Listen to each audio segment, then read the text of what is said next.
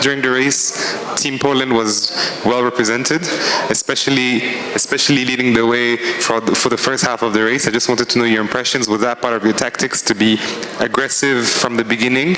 And my second question is, as it is, I think the first medal for Team Poland. What's next? What's next for you, and what's next for the team? Yeah, our tactic was to stay safe in the front, especially the first part of the race, where it's the most hectic and the group is the biggest. And as we all know, the course was quite demanding, technical-wise. So the group was stretching all the time, and we knew that we need to stay safe in the front and not risk crashing or being involved somewhere in something we don't want to see in World Championships. So yes, the guys did a great job, just as we planned it, and I hope it's also a great pride for them, because they worked a lot. They sacrificed themselves for me in the first part of the race, and yeah, I'm just really happy to finish it off with a medal. It's my first World Championships podium. So I think we did a great job preparing here, being here with all the staff and all the members involved, and the guys did just a great job getting me out of pressure, positioning pressure, and staying safe in the most important part of the race. Thank you so much. What's next for you? What's next for you? What's next for the team? Well, for the national team, I don't really know what's next, otherwise than European Championships next week. We are flying to Lyon to fight for the European Championships, and then for long term, I'm going to extend my cooperation with Bahrain Victorious. So yes, that's my future. You are the only medalist here on the podium today who was attacking out of the peloton at the final. So you most of the nations were waiting and waiting and waiting. When did you thought this is now the moment where I have to go? Well, it was the last lap, so I had to go. I mean, everyone knew the finish is close, and the gap is still quite big. So it was quite some pressure. I thought I can get it back on the cobbles.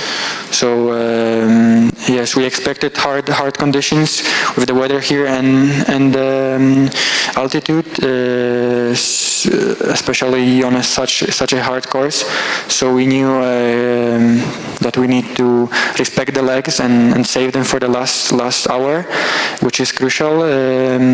So yeah, I've been preparing all year through different races. Many of them were with cobbles, and I feel really good on cobble climbs, especially the short ones. So I knew that's my best shot, and I just went all in, hoping that I can catch up with Harry. He was strong enough to stay away, and yeah, shout out to him. I think the only and last world champion in the elite race is from your country is Jackowiak. He's ending his career now. Do you think you can follow his footsteps in the upcoming years, or is this a dream of you? Or?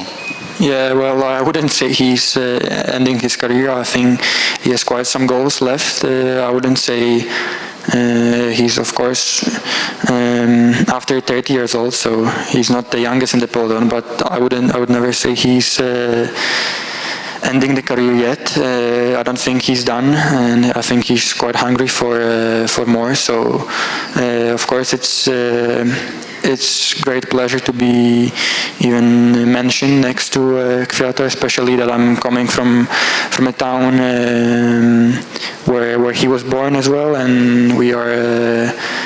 Well, he was the founder with my dad. He founded the club in our hometown. So yeah, I feel like he's a great star with many great results, and I'm really proud to be compared to him. So I guess with you now telling the story, it's more than an idol for you, Michael. So you have a very direct contact to him as well. How helpful was he for your career? Well, he was, I mean, he's really busy with his career, racing so many times during the year, but whenever I need help from him, he's there to do it and to give me advice or help me with some logistics while I'm flying. So definitely he's great support. I mean, just going for a ride with such a great rider with many good experiences, it's just amazing.